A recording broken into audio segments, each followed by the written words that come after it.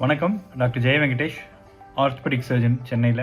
Shoulder ஜாயிண்ட்டில் sound வர்றது, அதாவது இந்த தோள்பட்டையில் வந்து எனக்கு இந்த கையை ஏதாவது தூக்கி மூவ்மெண்ட் பண்ணுறப்ப ஒரு மாதிரி டக்குன்னு சவுண்டு வருது, ஏதாவது எடுத்து த்ரோ பண்ணோன்னா வந்து எனக்கு சவுண்டு வருது, விளையாடுறப்ப சவுண்டு வருது அப்படின்னு ஒரு காமனான ஒரு கம்ப்ளைண்ட் இருக்குது நிறைய பேர்த்துக்கு. ஷோல்டரில் இந்த மாதிரி சவுண்டு வர்றதுன்றது ஒரு அப்நார்மாலிட்டி தான், ப்ரொவைடட் அது வலியோடு இருந்துச்சுன்னா. ஏதாவது அடிபட்டதுக்கு அப்புறம் சில நாட்களுக்கு இந்த மாதிரி ஒரு ஒரு ஒரு சின்ன ஒரு அப்நார்மல் ஃபீல், ஒரு டிஸ்கம்ஃபர்ட் இருக்கலாம். அது சில வாரங்களில் அதுவாகவே சரியாயிரும். அந்த மாதிரி சரியாகலை, வலியோட எனக்கு வந்து இந்த மாதிரி மூவ்மெண்ட் பண்ணுறப்ப, தலைக்கு மேலே தூக்குறப்ப, திருப்புறப்ப, பின்னாடி கொண்டு போகிறப்ப ஒரு மாதிரி டக்குன்னு சவுண்டு வருது, ஒரு பாப் சவுண்டு வருது, கிளிக் ஆகிற மாதிரி இருக்குது அப்படின்னா அது என்னன்னு ஒரு தடவை நீங்கள் டாக்டர்கிட்ட காமிச்சு பார்த்துக்க வேண்டியது அவசியம்.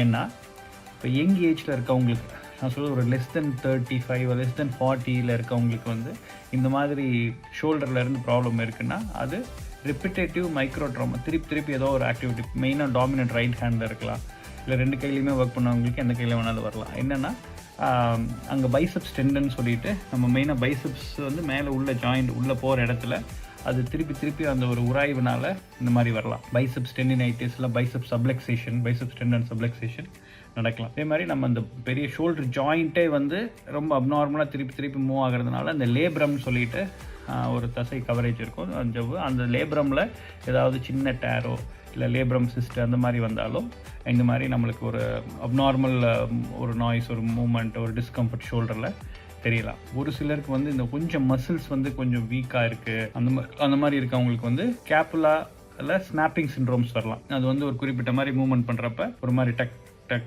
மூவ் ஆகிட்டு வந்துட்டு இருக்கோம், ஸ்னாப்பிங் சிண்ட்ரோம்ஸ். அது வாஸ்ட் மெஜாரிட்டி ப்ராப்பரான ஸ்ட்ரெச்சிங் எக்ஸசைசஸ், ஃபிசியோதெரப்பியில் சரியாயிரும். ஒரு சிலருக்கு மட்டும் அந்த பர்செக்டமி தேவைப்படும். ஸ்கேப்புலா thoracic ரீஜனில் பர்ஸா ரொம்ப இருந்துச்சுன்னா பர்செக்டமி தேவைப்படலாம். இதெல்லாம் தான் வந்து யங் ஏஜில் காமனாக வர்ற இந்த சவுண்டுக்கான காரணங்கள். இதே ஏஜ் அதிகமாக இருக்குது, ஒரு லேட் 50s 60s அந்த மாதிரி இருக்கவங்களுக்கு ஒரு normal degenerative process, wear and டேர்னால, இல்லை மைல்டாக ஸ்டார்டிங் ஸ்டேஜ் ஷோல்டர் ஆர்த்ரைட்டிஸ்னால இந்த மாதிரி சவுண்டு வரலாம் ஷோல்டர் ஜாயிண்ட்குள்ளே. அது மாதிரி ரொம்ப தொந்தரவு கொடுத்துட்டுருக்குன்னா எக்ஸ்ரே எடுத்து பார்க்கணும். அப்போ தான் வந்து எந்த ஸ்டேஜில் தேய்மானம் இருக்குதுன்னு தெரியும்.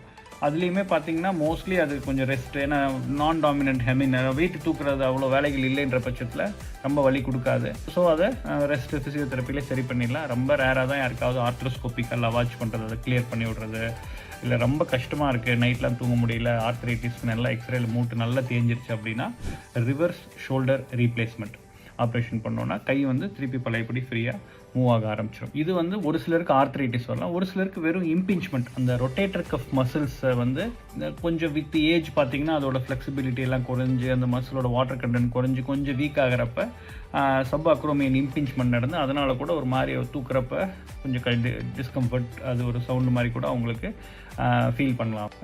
இந்த மாதிரி சப் அக்ரோமியன் இம்பிஞ்ச்மெண்ட்டு, பர்சைட்டிஸ் அப்படிலாம் இருந்துச்சுன்னா அதுக்கு ஃபிசியோதெரப்பி தேவைப்பட்டு அந்த ரொம்ப ஷோல்டரில் உள்ள இன்ஜெக்ஷன் போட்டாலே இந்த பிரச்சனை செட்டில் ஆயிரும். இதெல்லாம் எதுவுமே இல்லை சார், எல்லா டெஸ்ட்டும் பண்ணிட்டாங்க, எல்லாம் பண்ணிட்டாங்க, எனக்கு ஆனால் ஒரு மாதிரி சவுண்ட் மட்டும் வந்துட்டுருக்குன்னா அது கேவிடேஷன்ஸ்னு சொல்கிறது உண்டு. ஜாயிண்ட் பாப்பிங், நார்மலாக இருக்கிற அந்த ஜாயிண்ட்டில் இருக்க ஃப்ளூயிடில் ஏதாவது ஒரு கேஸ் ஃபார்மேஷன் மாதிரி வந்து அது வந்து மூவ் ஆகிறப்போ, அது பிரேக் ஆகிறப்போ சவுண்டு வரலாம், அது கேவிடேஷன்ஸ். அப்படி இருந்தால் அது ஒன்றும் கொஞ்ச நாள் இருக்கும், சரியாக போயிடும், அதை பற்றி பயப்பட வேண்டியதில்லை. ஸோ பை அண்ட் லார்ஜ் ஷோல்டரில் சவுண்ட் வருதுன்னா அதுவும் வலியோடு இருக்குது, கொஞ்ச நாள் வெயிட் பண்ணி பார்த்துட்டீங்க, நீங்களாக பண்ணுற ஹோம் ரெமடிஸ்லாம் பண்ணிட்டீங்க, குறையிலைன்னா கண்டிப்பாக டாக்டரை பார்த்துக்கிறது அவசியம். யங் ஏஜில் இருக்கவங்களா இருந்தால் லிகமெண்ட் ரிலேட்டட் ப்ராப்ளம் இருக்கான்றது எம்ஆர்ஐ எடுத்து பார்த்தா தெரியும். அப்படி இருந்துச்சுன்னா, சப்போஸ் நான் சொல்கிற மாதிரி பைசப்ஸ் டெண்டன் சப்லுக்சேஷன் இப்படிலாம் இருந்ததுன்னா அதுக்கு பைசப்ஸ் ஸ்டீனோடெசிஸோ இல்லை பைசப்ஸ் ஸ்டீனாட்டமியோ ஈவன் சர்ஜரி கூட தேவைப்படலாம் ஒரு சிலருக்கு. அதே மாதிரி லேப்ரம் டேர் இருக்குது, பெயின் இருந்துக்கிட்டே இருக்குது அப்படின்னா லேப்ரல் ரிப்பேர் கூட பண்ணுற மாதிரி தேவைப்படலாம்.